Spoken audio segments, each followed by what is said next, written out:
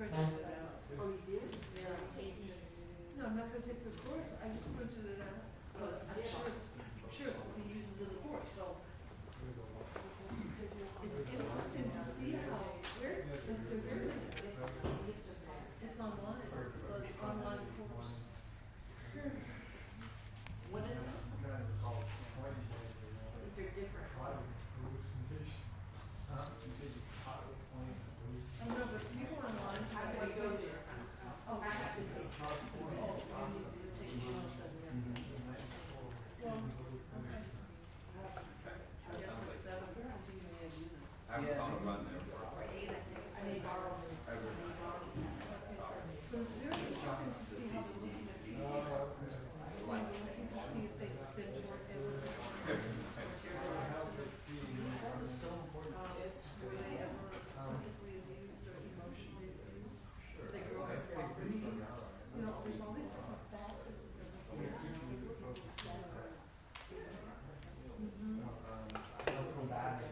looking at. And personality disorders is now not considered as something that happened in your youth. It's considered something that is an adult. If you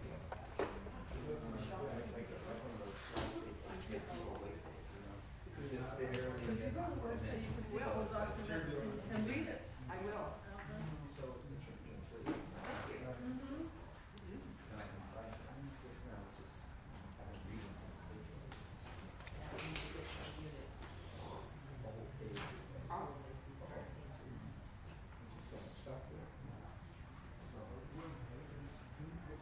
Oh, yeah. Actually, that one's about.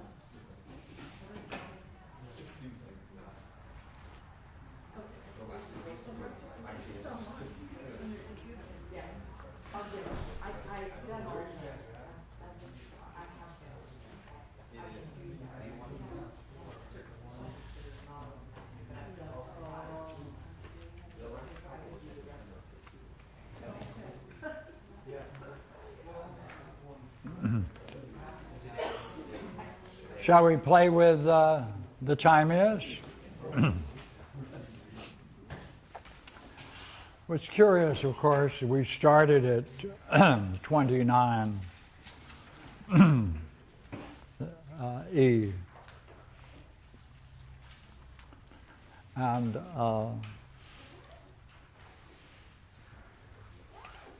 what's interesting is that he actually starts it at 27C.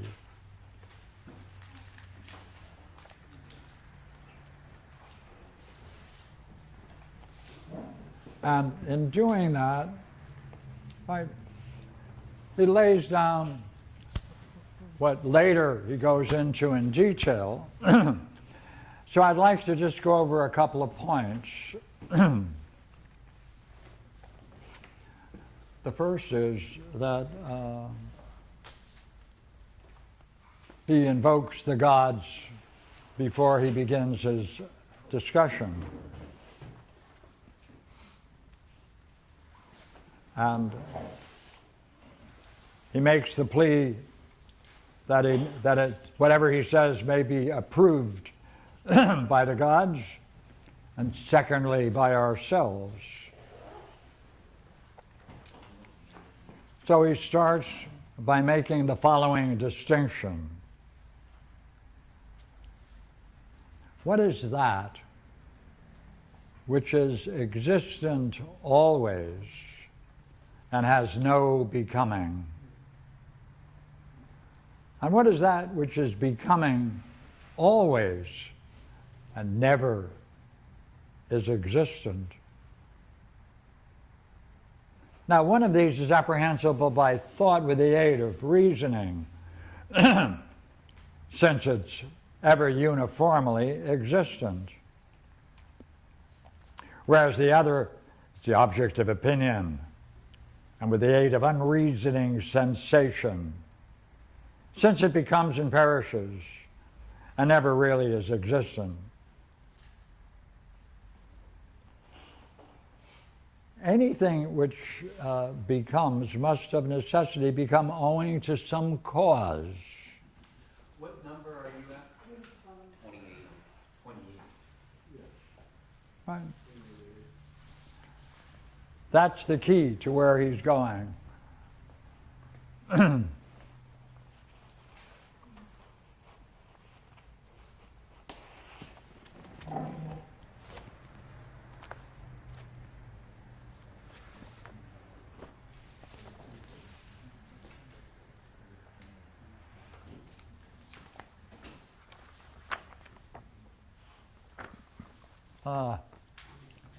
I left mine.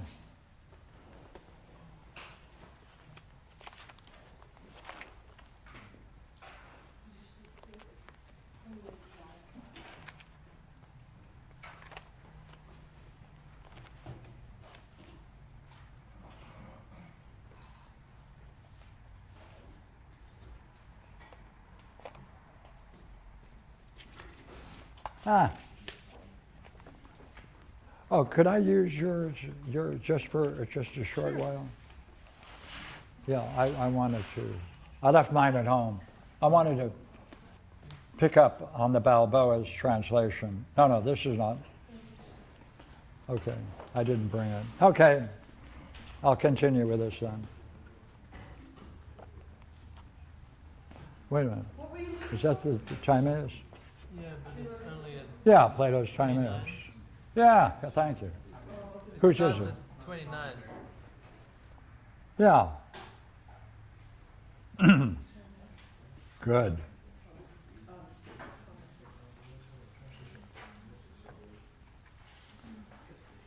Let us state the cause. The creator composed generation and the all.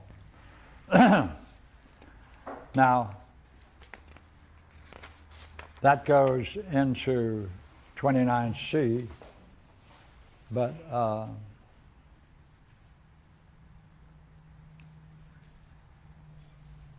the part I wanted was, I'll have to use this translation. It doesn't pick it up here.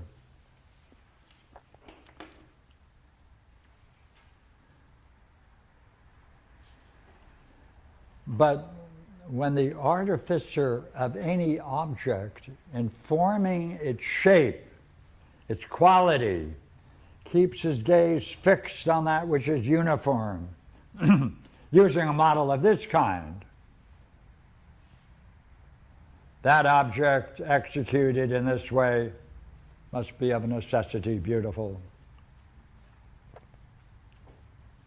But when he gazes at all at that which has come into existence and uses a created model, the object thus executed is not beautiful. Now the whole heaven, or cosmos, or if there is any other name which it specifically prefers, let's call it by that, so be it. We must investigate concerning the primary question, whether it's existed always, having no beginning or generation, or whether it has come into existence having begun from some beginning. It has come into existence, for it's visible, tangible, and possessed of a body. All such things are sensible, and things that are sensible, being apprehensible by opinion with the aid of sensation, come into existence as we saw and are generated. And that which has come into existence must necessarily have come into existence as a consequence of some cause. This is the very lovely part. The good part of the Timaeus is right here. Now to discover the maker and father of this universe were a task indeed, and having discovered him, to declare him unto all men, it's a thing impossible. However, let us return and inquire further concerning the cosmos. After which the model, which of the models did the architect construct it? Was it that which is self-identical and uniform, or that which came into existence? Well, now look here. If it's, the cosmos is beautiful, the constructor good, it is plain he fixed his gaze on the eternal. Otherwise, his gaze was on that which came into existence. Hey, it's clear to everyone that his gaze was on the eternal, for the cosmos is the most beautiful of all that has come into existence, and he the best of all causes. So having in this wise come into existence, it has been constructed after the pattern of that which is apprehensible by reason or the logos, and is self-identical.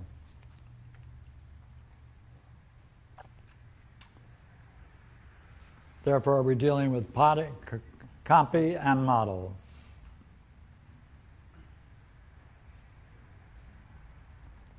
Now, he gets to this major line.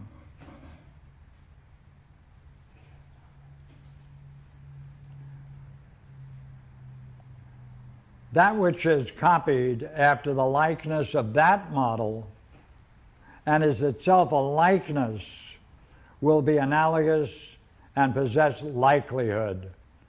For here's the analogy.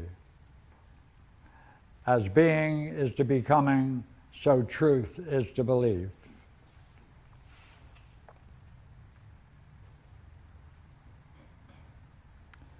Now look here.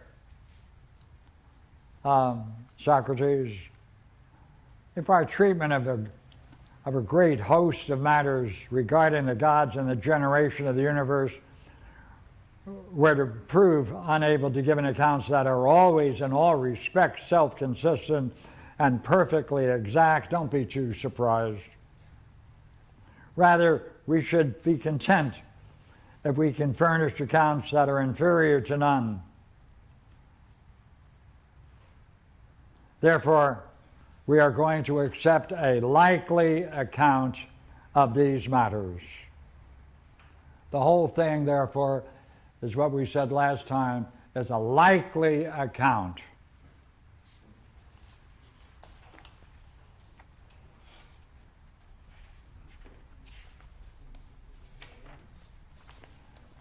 Okay, so now we can go back where we left off. And I believe it was at 31. Agree? So is this like supposed to be a meditation or something? Like, if you want to, like, just jump right in, you can say, okay, anything that has becoming is not beautiful, I'm not going to look at it. Yeah. And anything that has being is beautiful, and I have to turn my mind in that way if I want to be like Timaeus. Or is it only something that the Creator can do?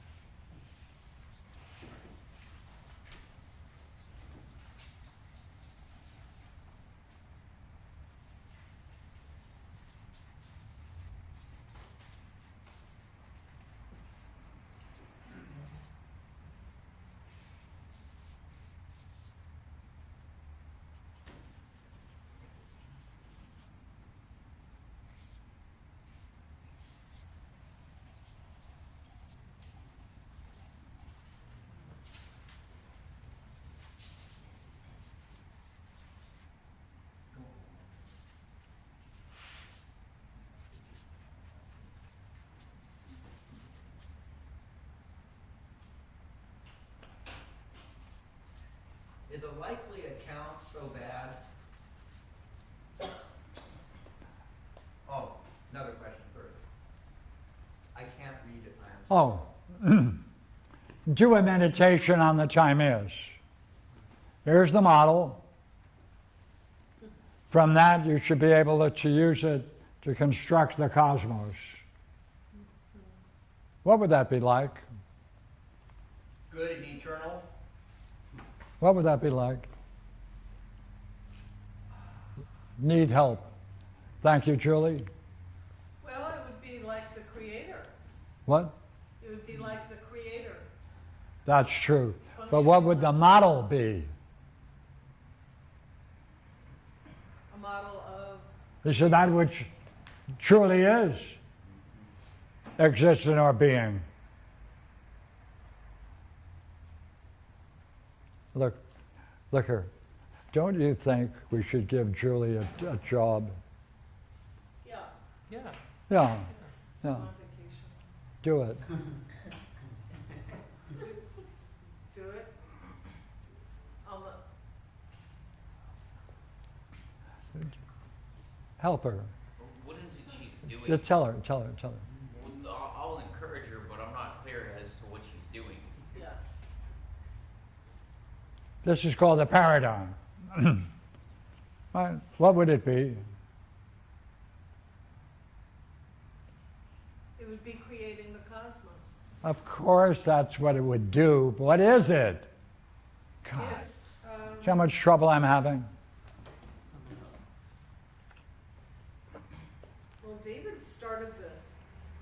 This was, he was asking if you're supposed to put all your attention on the what is rather than what's becoming. And what would Do you it. then? What would you be doing if you were to do it? Just being here, like now. So give us a description over here. Come on. Okay. Fun. It's fun. Sort of. Ask David. David. David will help. Come on. David. Yeah. What about that?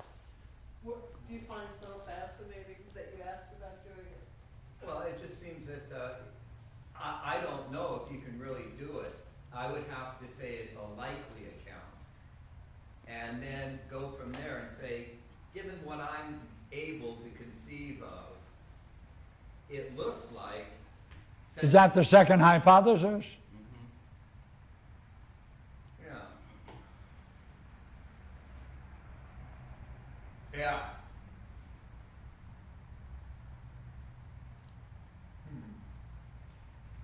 Not sure. What would it be like using the second hypothesis as a model in one's meditation, from it to generate what a cosmos would be like? It would be one in which there was eminent intelligence. That's right. Key idea. This must be Intelligible. intelligible. A veracity to it, which is a funny Latin word for truthiness. Intelligible. Truthful. Pardon me? Full of truth. Vitality. Full of truth. Full of what? Truth. What is that? Uh, Okay. Intelligible.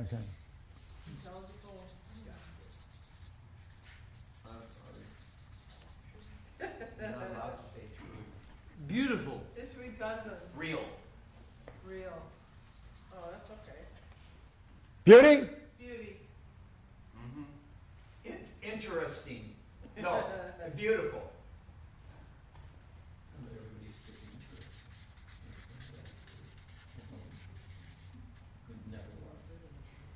Is that the symposium? Yeah. Come on, come on, come on. Good. So put Amicadrus, since it's eternal and a prime mover without itself ever coming to rest. So it's eternal. Okay. Then there is something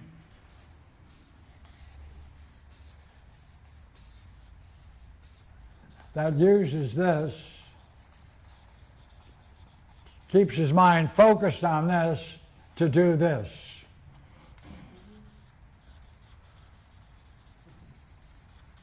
Yeah. That's what I meant by meditation, kind of. Would that also be called most brilliant light of being? He calls it, he said, first of all, he's good. That's where he begins.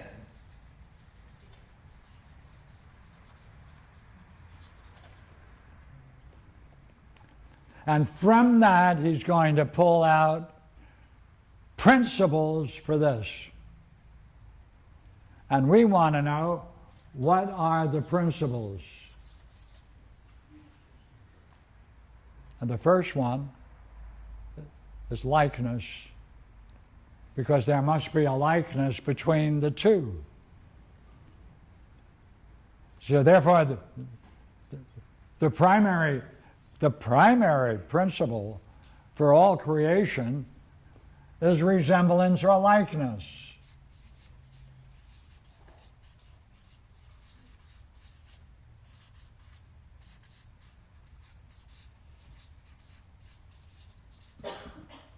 Is that something which is or something you recognize? What did you say? Is that something which is or which you recognize? It's a principle. It is. It's a principle.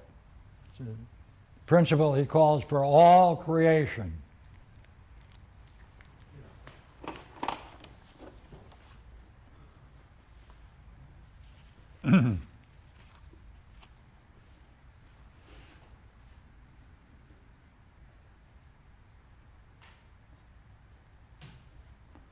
He desired that all should be as far as possible like unto himself.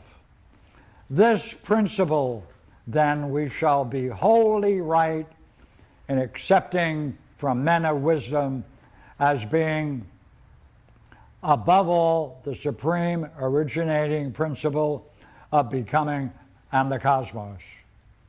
That it be like. Right? So you say the principle of becoming a... First one.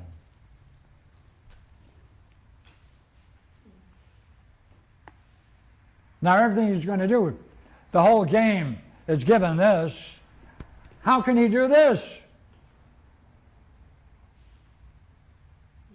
That's what he's doing. And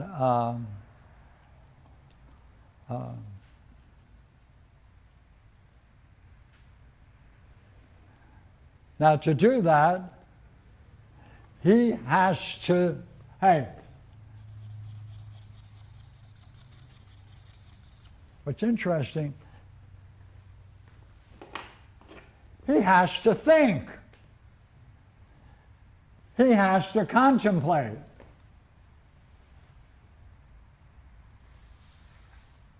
And now, good heavens, what you going to contemplate? See?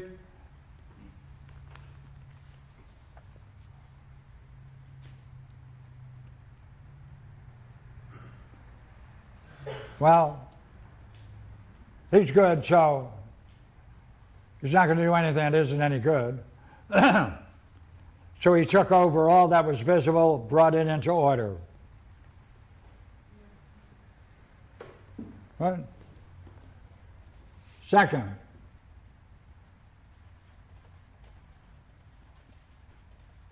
brought what was in the realm of becoming into order.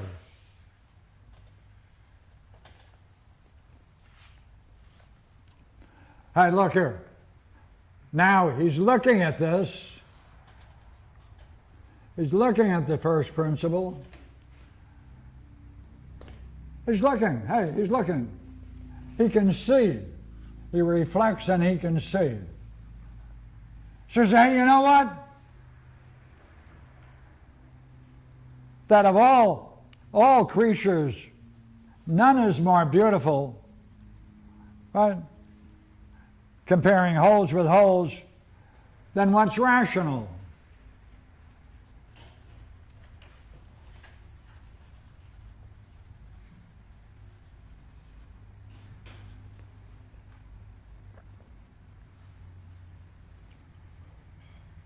Four, wait a minute, if it's rational, he's thinking, and he says, hey, you know what? if there's rationality here, is reason can't possibly exist floating around by itself. Reason needs soul.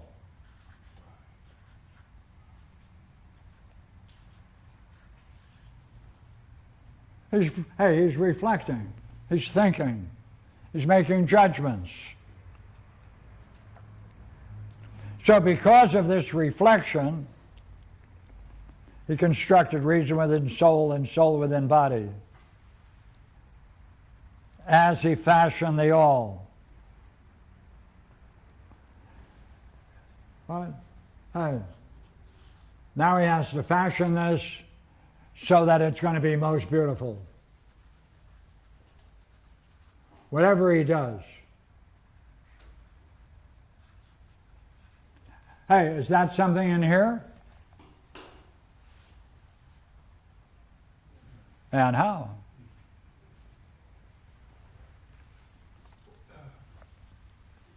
Included the all, then. Now he's going to make a likeness. Hold one more step. Hey, you know what this is? We forgot. This has a vitality.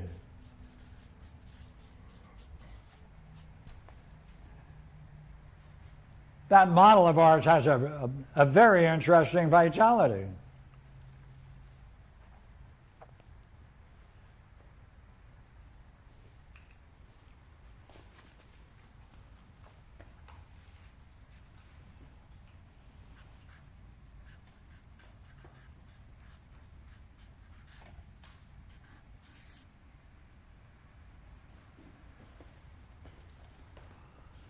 Seven, key point. All of this can only come into existence because of the providence of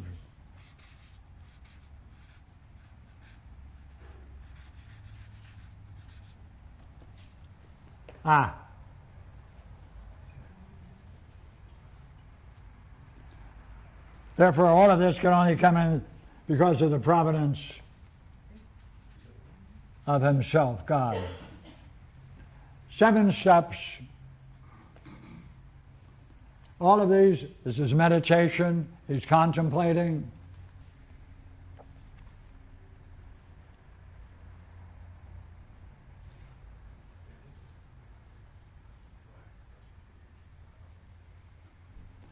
Is it likely if you do something creative, you might reflect too? You're bringing something ideally under the principle of likeness or resemblance? Are you bringing something into order? Are you following some rational principles? That means you must have reason. Are you going to create something that to your mind is going to be beautiful? Will that have a vitality? Are you functioning then providentially, trying to bring in something good? There's a model for all creation. Dance, music, whatever you're doing.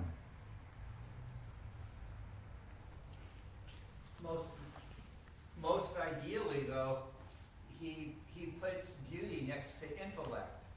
Pardon me. Most ideally, though, you find beauty next to intellect Yes. in that system. Oh, yes. Which means that Yes. it may follow for creativity, art, music, whatever, but in and of itself, the experience of beauty and intellect Yeah, rational is is. the creation, is So- the act of creation.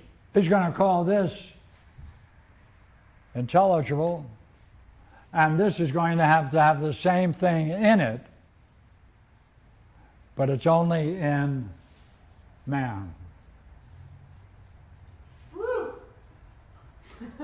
Boy, we got lucky this time, didn't we? Therefore, we are the mean. We are the mean between the extremes. As this is to this, as this is to this. Why wouldn't it be throughout the whole cosmos? Pardon me? wouldn't it be throughout the whole cosmos? Well, it is a model copy. No. How would it not be in the whole cosmos as opposed to just in human beings?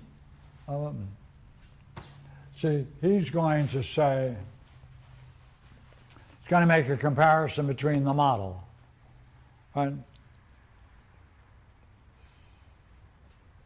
For that living creature embraces and contains within itself all the intelligible living creatures, just as this universe contains us and all the other visible living creatures. See the difference? In this creation, there's us and all visible creatures.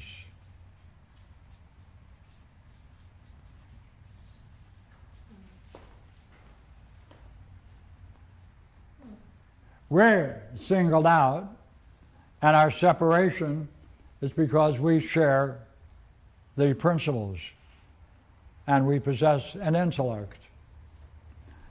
Therefore, we have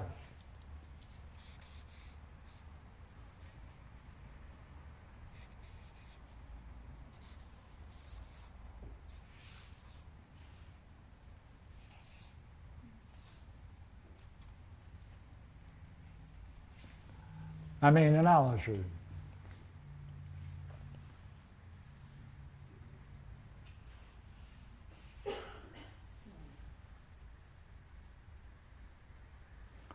And since there's only one creation, right, there's only one model,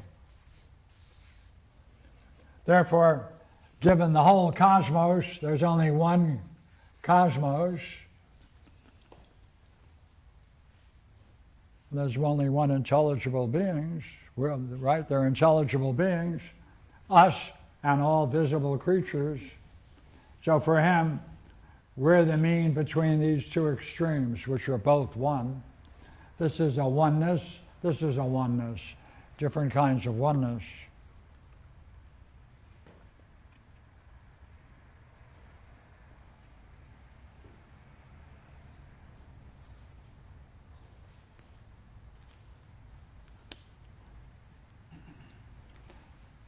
So, Julie, Yeah.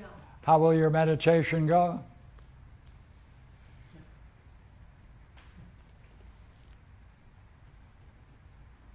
Well, Keep this as the object, yeah.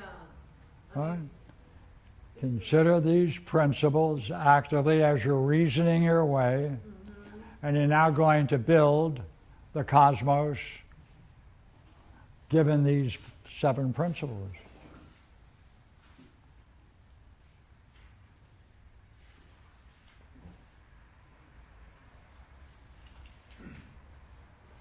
You have to first dust off your pillow cushion. So,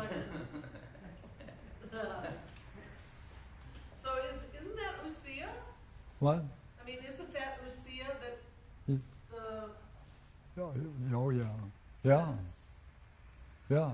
that just generates the cosmos? Yeah.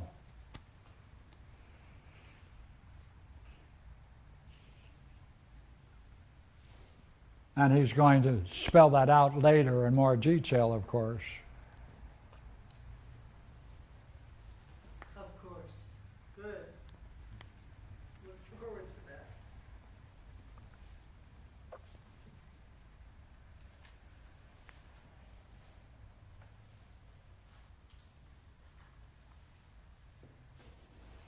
Okay? As we said, okay?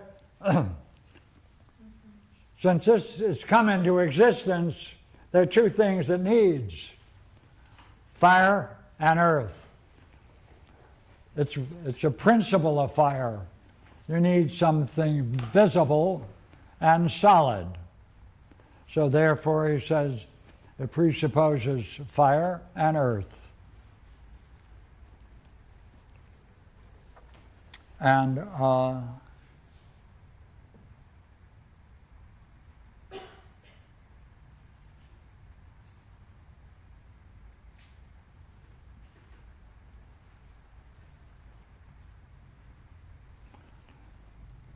So look here. If you have these two things,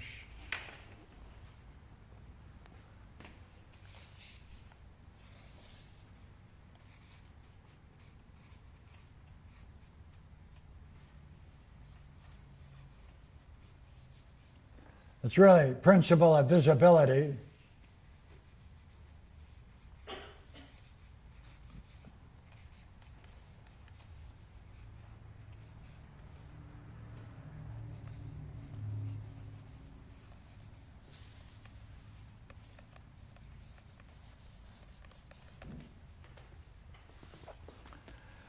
You can't just get two things and mix them.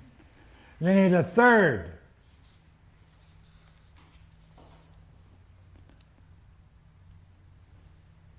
What? Yeah. Well, under what principle will that be the case? Proposition 148, Proclus.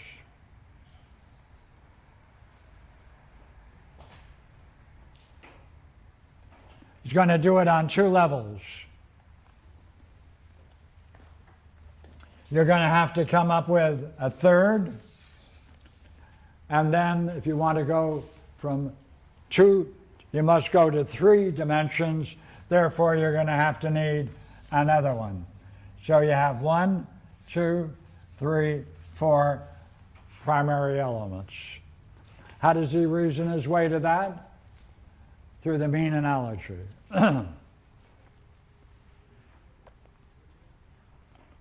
It's not possible the two things should ever be conjoined without a third.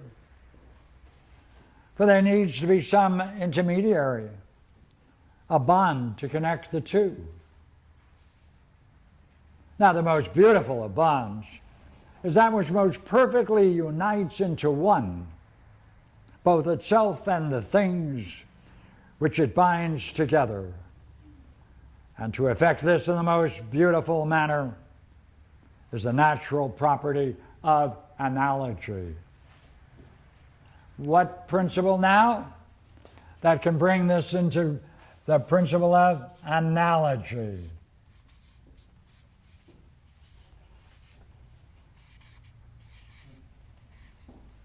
Eight. Because of the principle of analogy, you then see that you're able to join two things with a third, and also find a fourth when you move from a 3-term analogy to a 4-term analogy. Therefore, the principle analogy must pre-exist for all creation.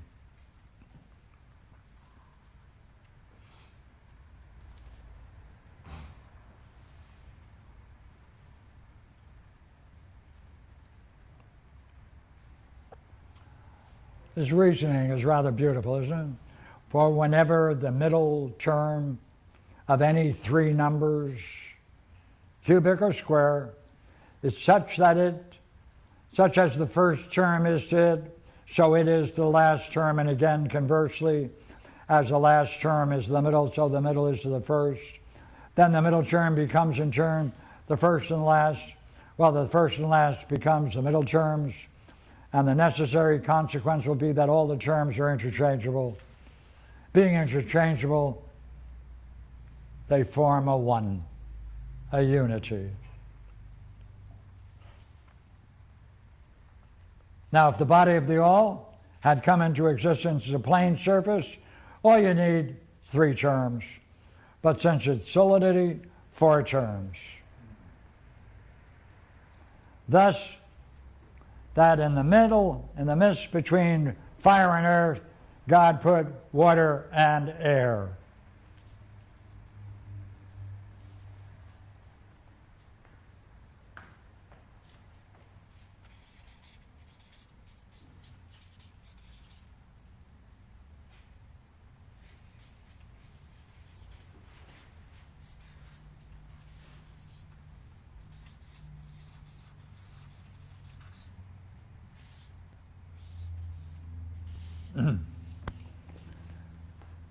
Okay, look, he's going to take these 4 elements And he's going to say, let me tell you something.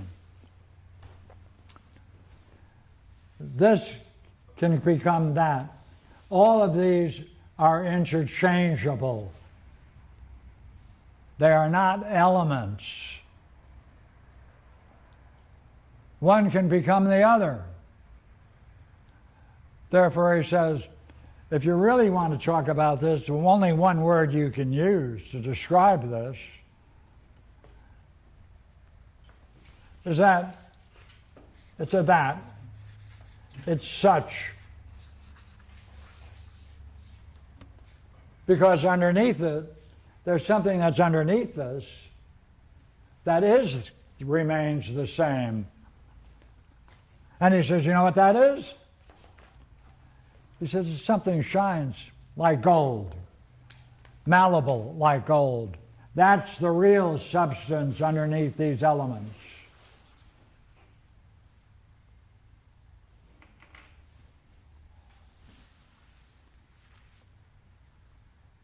That would make it like the terms in the analogy, where all the terms, the A, B, B, C, end up having just like the similar elements. substance, Right. substratum to it. Just like the elements. Change one into the other. That's right. And therefore, they're not elemental. Therefore, he says, hey, they can all be one and the other. Therefore, they're really, all you're talking about is thus, such, that. Well, he eliminates all other animals by only talking about one animal. Yeah. And so, I mean, like if I was a Roshi, I'd say, you're an animal, Yeah, yeah, and you're such, yeah. and now deal with that.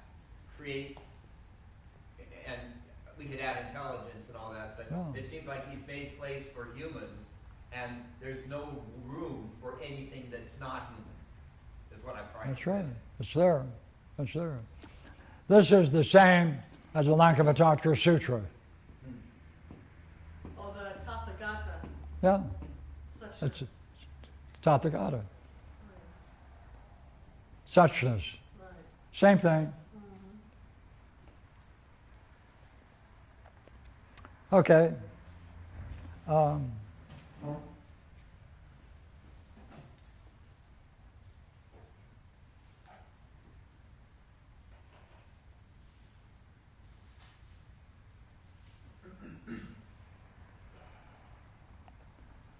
What was his intention? His intention, first, that it might be, so far as possible, a living creature, perfect and whole, with all its parts perfect, that it might be one.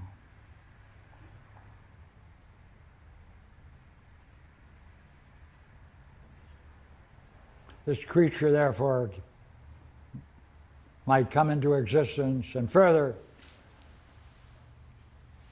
it will be perceived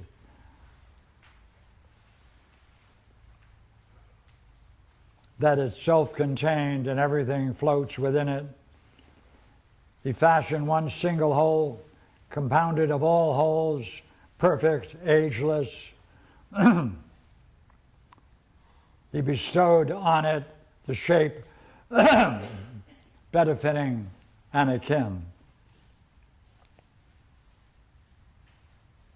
There's his conclusion. Now for that living creature, the model,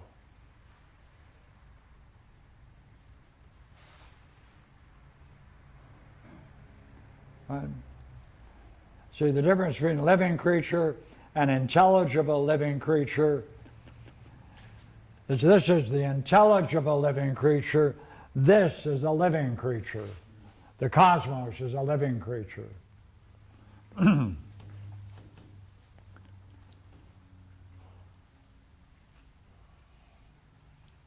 So he bestowed on it the shape was befitting and akin. Now for that living creature, which is designed to embrace within itself all living creatures, and fitting shape will be that which comprises within it all the shapes that are. Therefore, all the shapes that are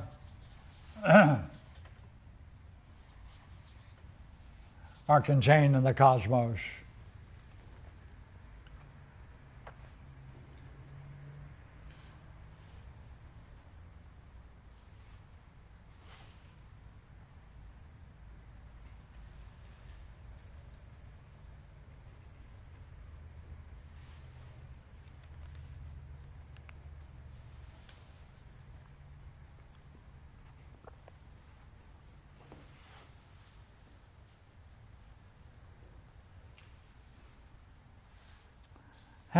Didn't need hands and feet and that stuff.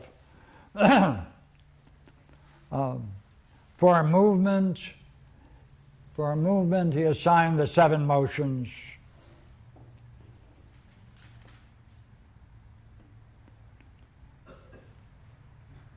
And that one of them is especially belongs to logos, good old, right? To reason, nous, and intelligence, and phronesis. Therefore, he spun it around uniformly in the same spot within itself and made it move around, revolving as on a center.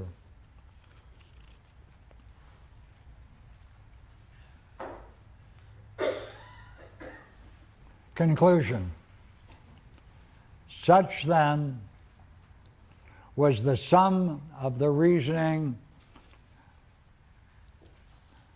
of the ever-existing God concerning the God which was one day to be existent.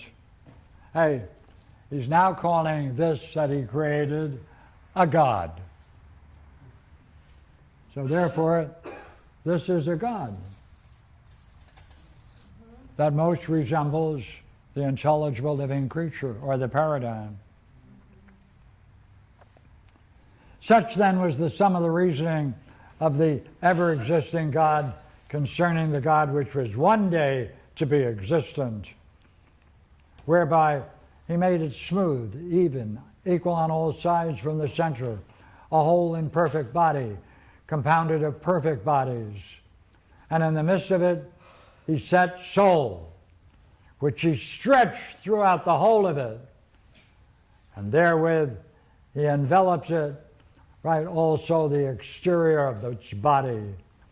And as a circle revolving in a circle, he established one sole and solitary heaven, able of itself because of its excellence to company with itself, needing nothing other than itself, sufficing unto itself and its acquaintance as a friend. Because of all of this, he generated to be a blessed God. So he established one sole and solitary heaven. Hey, now he's got a heaven, able of itself, because of its excellence, to accompany with itself, and needing none of the other besides suffering unto itself an acquaintance and friend. Because of all this, he generated a blessed God.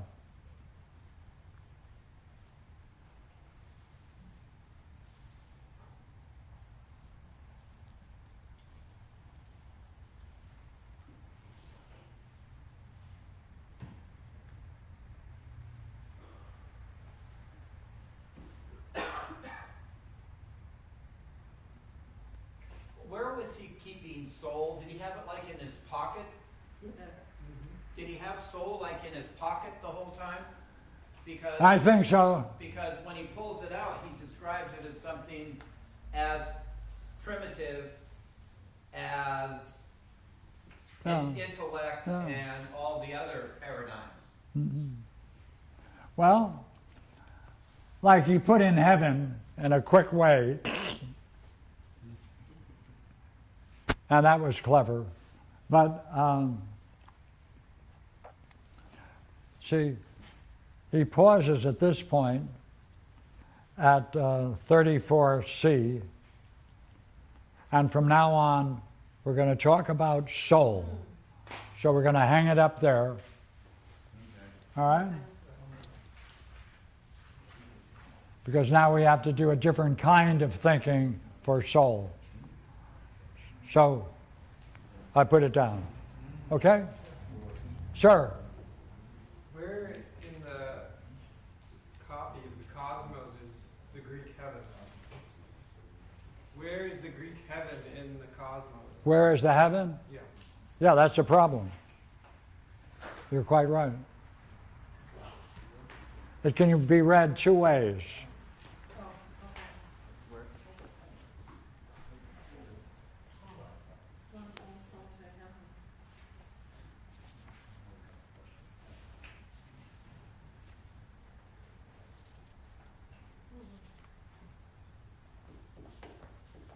It's as if it could be both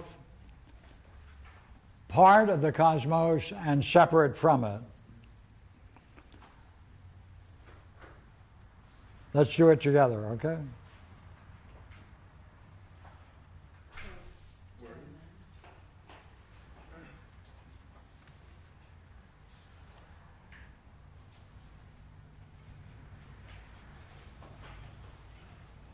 We're at 34B.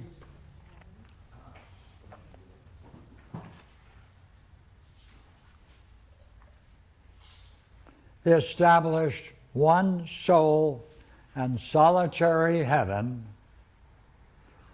able of itself, because of its excellence, to company with itself. See, not company with the cosmos, but to company with itself and needing none other besides, sufficing unto itself as an acquaintance and friend.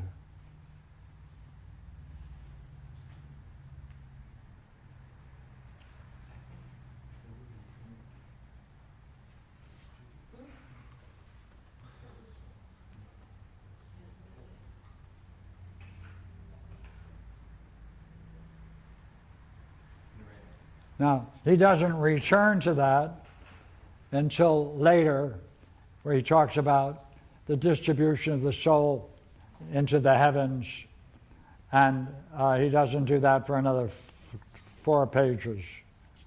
But yes, you're absolutely right. It looks like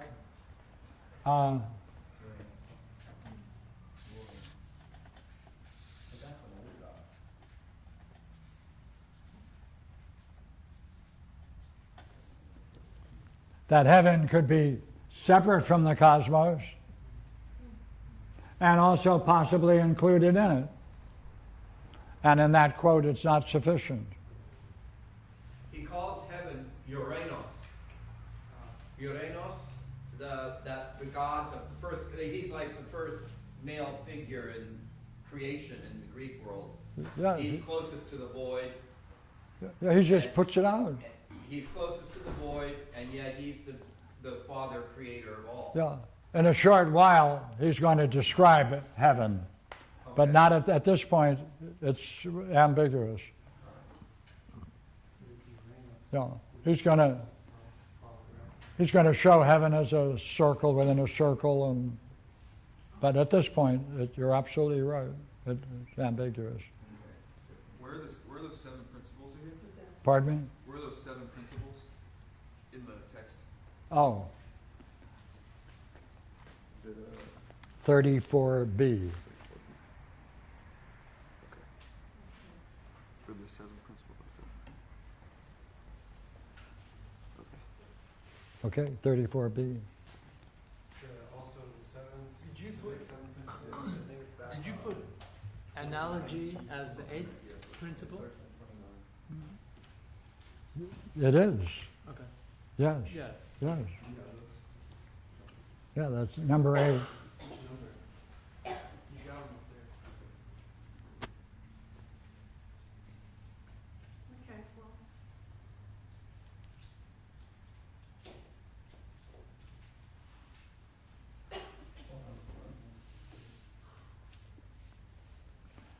So he generated a God.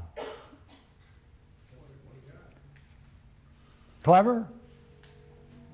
Yeah. By doing this, he generated a God. By being himself. Yeah. Like himself, resembles himself.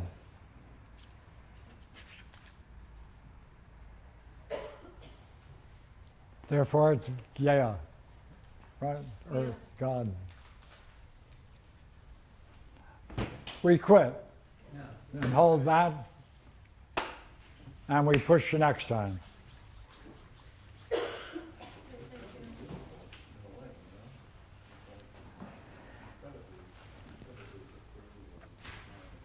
And we will need some people who are good at sketching for next week. Sketching, the artists are down on that table. There he is. Both of them. Here, in the Republic, he talks about that section on the, They're all and in truth, pride, he who has no bright shining pattern in the soul, who cannot fix their eyes on the truest.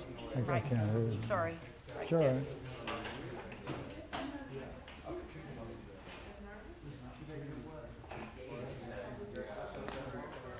My house is open tomorrow. I don't know where we'll. And it occurred to me that Does the way that you go? were Yeah, talking, come on by. that he was fixing his mind on the intelligible, and out of that he could produce.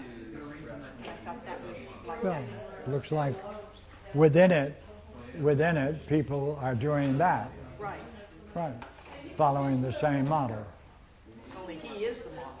Yeah, he is the model. Yeah. And he is the model.